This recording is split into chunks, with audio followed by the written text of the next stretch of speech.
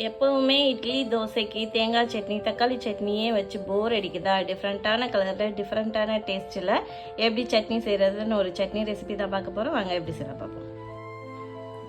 அடுப்பு ஆன் பண்ணி ஒரு கடாய் ஹீட் பண்ணி அது கூட எண்ணெய் சேர்த்து உளுந்து சேர்த்து லைட்டாக வதக்கிட்டு அது வதங்கினதுக்கு அப்புறமா கடலைப்பருப்பு சேர்த்து கொஞ்சம் வதக்கிக்கலாம். கடலைப்பருப்பும் உளுந்தும் நல்லா செவந்ததுக்கு அப்புறமா கடுகு போட்டு நல்லா பொரிய விட்டு அது கூட புளி சேர்த்து லைட்டாக கிண்டி விட்டுலாம்.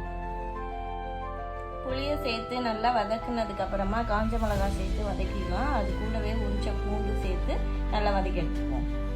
பொடி பொடியாக அரிஞ்ச பீட்ரூட்டை நம்ம இந்த பொருளோட சேர்த்து நல்லா வதக்கி விட்டுக்கலாம். ஒரு 2 நிமிஷம் அளவுக்கு வதக்கினா தான் நல்லா வதக்கி வரும். பீட்ரூட் நல்லா வதங்கினதுக்கு அப்புறமா நம்ம பெருங்காயம் தூவிக்கலாம். என்னடா 1 வீக்காக வீடியோவே வரலான்னு கேட்காதீங்க, கொஞ்சம் பிஸியாக வரும். வெங்காயம் சேர்த்து நல்லா வதங்கி வர்ற அளவுக்கு ஒரு 1 நிமிஷம் வதக்கி எடுத்துக்குவோம். ஒரு 5-6 மிளகு சேர்த்து கொஞ்சம் நேரம் வதக்கி விட்டுக்கலாம். வெங்காயம் நல்லா வதங்கினதுக்கு அப்புறமா தக்காளி சேர்த்து அது கூடவே உப்பும் சேர்த்து நல்லா வதக்கி எடுத்துக்கலாம். பீட்ரூட் வெங்காயம் தக்காளி எல்லாமே வதங்கி வந்ததுக்கு அப்புறமா தேங்காய் துருவல் சேர்த்து நல்லா வதக்கி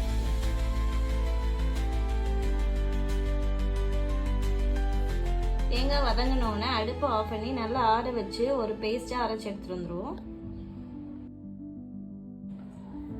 திரும்பவும் ஒரு கடாயை ஹீட் பண்ணி எண்ணெய் சேர்த்து கடுகு வெடிச்சதுக்கு அப்புறமா கருவேப்பிலை சேர்த்து அந்த அரைச்ச பேஸ்ட்டையும் உள்ளே சேர்த்து ஆம்பிடுத்தாங்க பீட்ரூட் சட்னி ரெடி.